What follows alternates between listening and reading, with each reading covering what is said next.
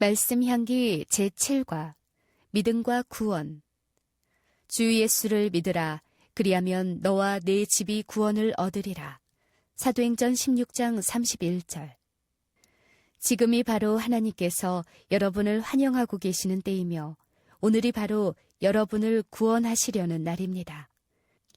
고린도후서 6장 2절 현대어 성경. 구원이란 무엇인가? 구원이란 재난이나 질고나 공궁 등 어려운 환경 가운데 빠져있는 사람을 도와서 그 상황에서 벗어나도록 도와주는 것을 말합니다. 가령 어떤 아이가 우물에 빠져 죽게 되었을 때 한 사람이 그것을 보고 우물 속에 들어가 그 아이를 건져내었다면 아이는 구원을 얻은 것이며 의 없이 믿는 그 사람은 아이를 구원한 것입니다. 이 이야기는 예수께서 이 세상에 오셔서 이루신 사업에 대한 좋은 비유가 될 수 있습니다. 그러나 기독교에서 말하는 구원은 단순히 육신적인 어떤 위험에서 건져내는 것 이상의 깊고 넓은 의미가 있습니다. 지난 과에서도 연구하였지만 예수께서 탄생하실 때에 천사는 요셉에게 말하기를 아들을 낳으리니 이름을 예수라 하라. 이는 그가 자기 백성을 저희 죄에서 구원할 자이심이라고 하였습니다. 사람들을 죄에서 건져내는 것이 예수의 사명이요, 이 세상에 오신 목적입니다. 예수라는 말 자체가 여호와는 구원이시라는 뜻을 가졌습니다. 예수께서 이 세상에서 행하신 사업은 인류를 그 죄에서 해방시킴으로 모든 불행에서 구원해 내시는 것입니다. 죄에서의 구원. 사람을 죄에서 구원한다는 말은 두 가지 의미로 나누어 생각할 수 있습니다. 첫째는 죄, 즉 죄의 본성, 죄의 습관, 죄의 생활에서 건져내는 것이며 둘째는 죄의 결과로 오는 비참한 운명에서 인간을 건져내는 것입니다.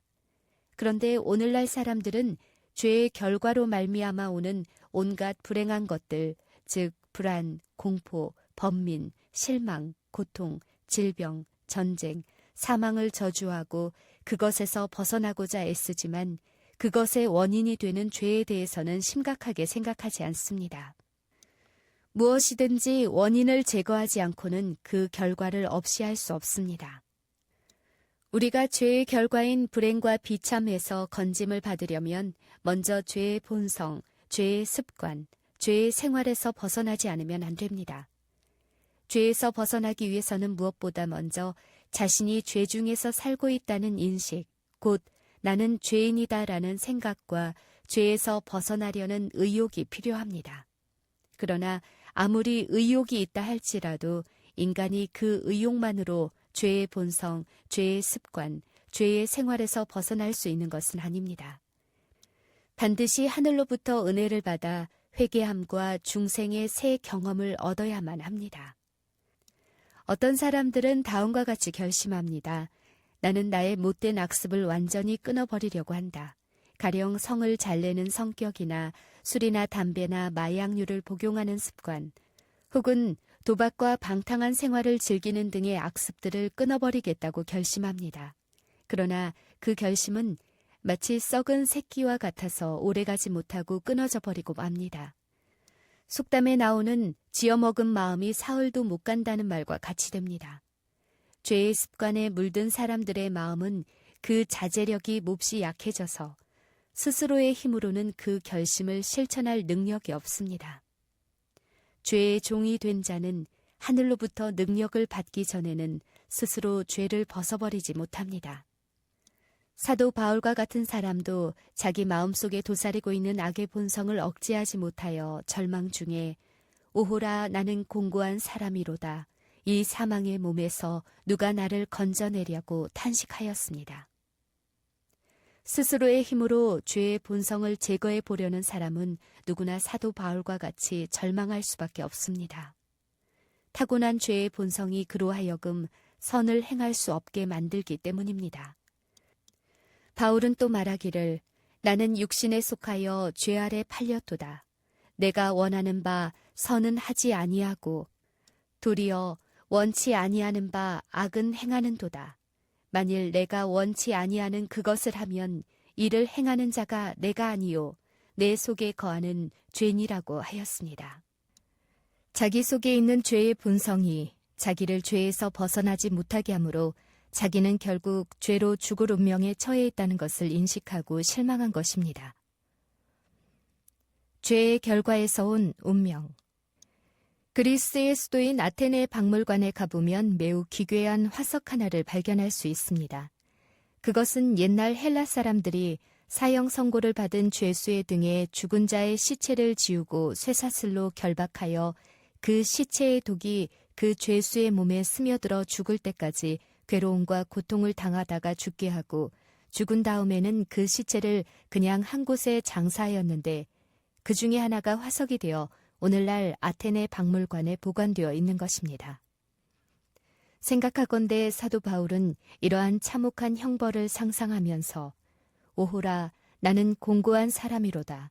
이 사망의 몸에서 누가 나를 건져내랴 하고 탄식하였던 것 같습니다. 그는 우리 인간의 운명이 마치 사형수와 같이 멸망하고 말 것이라고 판단한 것입니다. 과연 인간은 모태로부터 아담의 불순종의 결과로 말미암은 악한 성질을 유전받았을 뿐 아니라 그러한 경향을 타고났으므로 죄를 범하지 않고 죄와 관련 없는 사람은 한 사람도 없습니다. 바울은 이르기를 의인은 없나니 하나도 없으며 선을 행하는 자는 없나니 하나도 없도다라고 하였습니다. 그러므로 죄인은 죄의 결과인 그 삭을 받을 수밖에 없습니다. 현실에서의 고통과 사망뿐 아니라 장차 있을 둘째 사망, 곧 영원한 멸망이 그를 기다리고 있는 것입니다. 죄인인 인간은 아무 희망도 없이 죄로 말미암아 영원히 멸망당하고 말 것입니다. 믿음으로 말미암는 구원.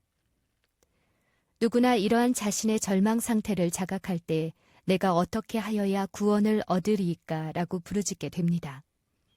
이 말은 옛날 빌립보 성에 있는 감옥의 간수가 스스로 자결하려다가 바울의 만류함을 듣고 그를 향하여 호소한 말이지만 죄로 인하여 죽을 수밖에 없는 우리도 역시 어떻게 하여야 구원을 얻을까 하고 스스로 반문합니다. 이에 대하여 무슨 답이 없을까요? 바울은 그 간수에게 명확히 대답하기를 주 예수를 믿으라. 그리하면 너와 네 집이 구원을 얻으리라고 하였습니다. 예수를 믿는 것, 이것이 곧 절망 중에 있는 우리 인간이 구원을 얻는 유일한 방법입니다. 왜 그럴까요? 예수 외에는 우리를 죄에서 건져줄 자격을 갖춘 자가 없기 때문입니다. 우리 스스로는 죄의 유전으로 인한 죄의 본성 때문에 선을 행할 수 없습니다. 그러나 예수께서는 신성으로서 인성을 쓰시고 이 세상에 오셔서 인간이 당하는 갖은 시련과 유혹과 고통을 당하였을지라도 그것들을 능히 극복하고 죄 없는 생활을 사셔서 의를 이루셨습니다. 그렇기 때문에 그분은 죄가 없으시니 우리 죄를 대신하실 수 있을 뿐 아니라 우리에게 죄를 이길 힘과 능력을 주실 수도 있습니다. 그러므로 사도 베드로는 이르기를 다른 이로서는 구원을 얻을 수 없나니 천하 인간의 구원을 얻을 만한 다른 이름을 우리에게 주신 일이 없음이니라고 하였습니다. 이는 예수 그리스도 외에는 구원이 없다는 것을 단정한 말입니다. 바울은 예수는 우리의 범죄 때문에 죽임을 당하셨고 우리를 의롭게 하시려고 살아나셨습니다. 라고 하였습니다.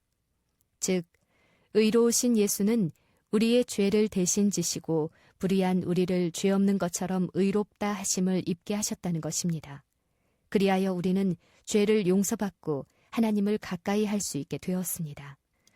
또 이르기를 우리가 하나님의 원수일 때에도 하나님의 아들의 죽으심으로 말미암아 하나님과 화해하게 되었다면 화해한 우리가 하나님의 생명으로 구원을 얻으리라는 것은 더욱더 확실한 일입니다. 라고 하였습니다.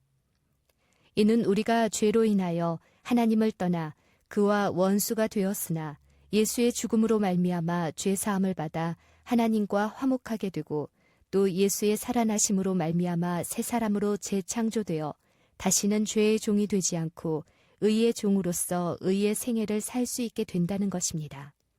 이것이 곧 죄에서의 구원입니다. 바울이 말하기를 너희가 그 은혜를 인하여 믿음으로 말미암아 구원을 얻었나니 이것이 너희에게서 난 것이 아니요 하나님의 선물이라고 하였습니다. 앞에서도 언급하였지만 의를 행한다든지 믿는다는 것이 의욕만으로 되는 것이 아니요 그 의욕을 밀어주는 어떤 힘이 작용해야 합니다. 우리 마음에서 죄에 대한 심각한 자각과 믿어야 하겠다는 간절한 욕구가 솟아나지 않으면 또는 어떤 자극과 깨달음을 주는 동기가 없으면 결코 믿거나 의를 행할 수 없습니다. 비록 자극과 감동을 받아들이거나 저버리는 선택권이 자기에게 있기는 하지만 엄밀히 따져보면 믿는다는 것도 하나님의 능력이 우리로 하여금 믿게 하는 것입니다. 그러므로 믿음도 은혜로 말미암는 하나님의 선물인 것입니다. 믿음은 무엇인가? 그러면 우리를 죄와 죄의 결과에서 구원하는 믿음이란 어떤 것일까요? 신약 성경 히브리서는 믿음은 우리가 바라는 것들에 대하여 확신하는 것입니다. 또한 보이지는 않지만 그것이 사실임을 아는 것입니다. 라고 설명하였습니다. 믿음이란 희망하는 일에 대하여 이미 현실로 있는 것처럼 확신을 갖는 것이요. 또 보지 못한 일을 본 것처럼 확신할 수 있는 것을 말합니다. 그렇다면 무엇을 그렇게 확신하며 확인할 수 있습니까? 믿음이 없이는 기쁘시게 못하나니 하나님께 나아가는 자는 반드시 그가 계신 것과 또한 그가 자기를 찾는 자들에게 상 주시는 이심을 믿어야 할지니라. 히브리서 11장 6절. 그러므로 우리는 사랑이 많은 하나님의 존재를 확신해야 할 것이며 그가 당신을 믿고 따르는 자들을 버리지 않고 돌보시고 보상하신다는 사실을 신뢰해야 할 것입니다. 우리는 하나님께서 우리 죄를 속하시기 위해 당신의 아들을 십자가에 못 박으셨다는 사실을 통해 그분을 믿을 수 있으며 또한 우리를 향하신 그분의 사랑을 확증할 수 있게 되는 것입니다. 믿음이란 단순히 사실에 대한 확신뿐이 아닙니다. 어린아이가 부모를 전적으로 신뢰하고 부모가 자기에게 좋은 것을 공급해 줄 것을 알기 때문에 전적으로 매달리는 것처럼 매달리는 태도입니다. 우리는 예수 그리스도께서 십자가에 희생하신 사랑을 보고 그것을 통해 믿음을 가지고 그 사랑에 매달릴 수 있게 되는 것입니다. 또 믿음은 들음에서 나며 들음은 그리스도의 말씀으로 말미암느니라. 로마서 10장 17절. 우리는 들음으로 말미암아 성경 진리를 이해하고 영적 감동으로 말미암아 들은 바 진리를 확신하게 되어 믿음이 더욱 발전하고 튼튼한 기초 위에 서게 되는 것입니다. 요한은 영접하는 자, 곧 그 이름을 믿는 자들에게는 하나님의 자녀가 되는 권세를 주셨으니 라고 말하였습니다. 이 말씀은 예수를 인정하고 받아들이는 자가 곧 믿는 자인데 믿는 자들은 하나님의 자녀로서의 권위와 영적 능력을 받는다는 말씀입니다. 믿음 안에서 사는 생활. 요한계시록에는 이런 말씀이 기록되어 있습니다. 볼지어다 내가 문 밖에 서서 두드리노니 누구든지 내 음성을 듣고 문을 열면 내가 그에게로 들어가 그와 더불어 먹고 그는 나와 더불어 먹으리라. 요한계시록 3장 20절. 예수께서는 언제나 우리들 마음 문 밖에 서서 우리가 문을 열기만 고대하고 계십니다. 그러다가 문을 열면 곧 들어오셔서 우리와 함께 먹고 즐기며 같이 사십니다. 예수께서 그 제자들에게 강조하시기를 내 안에 거하라. 나도 너희 안에 거하리라. 나는 포도나무요 너희는 가지니 저가 내 안에 내가 저 안에 있으면 이 사람은 과실을 많이 맺나니 나를 떠나서는 너희가 아무것도 할 수 없음이라고 하셨습니다. 신앙생활이란 십자가의 사랑을 통해 우리의 앞날에 축복이 가득할 것이라는 확신의 생활입니다. 또한 아들을 십자가에까지 못 박으시고 우리를 살리시는 아버지 하나님에 대한 신뢰의 생활이요. 좀 더 철저하게는 사랑하는 어머니와 자녀가 사랑으로 하나가 되듯이 예수님과 십자가의 사랑으로 연합하는 생활입니다. 그 안에서 그를 힘입어 살 때 우리의 무력함은 강력함이 되고 우리의 불가능은 가능이 됩니다. 나의 악은 없어지고 그리스도의 선이 나를 지배합니다. 이 일에 대하여 바울은 내가 그리스도와 함께 십자가에 못 박혔나니 그런즉 이제는 내가 산 것이 아니요 오직 내 안에 그리스도께서 사신 것이라. 이제 내가 육체 가운데 사는 것은 나를 사랑하사 나를 위하여 자기 몸을 버리신 하나님의 아들을 믿는 믿음 안에서 사는 것이라고 하였습니다. 또 이 믿음 안에서의 생활의 능력에 대하여 내게 힘을 주고 강하게 하시는 그리스도의 도움으로 나는 하나님께서 원하시는 것을 다 할 수 있습니다. 라고 하였습니다. 이것은 예수님의 능력이 믿는 자의 안에서 어떻게 작용하고 있는가를 가르치는 말씀입니다. 나의 결심. 나를 구원하시기 위하여 십자가에서 돌아가신 것을 믿을 뿐 아니라 주님을 전적으로 신뢰하고 순종하며 하나님이 원하시는 열매 맺는 생활을 하기로 결심합니다.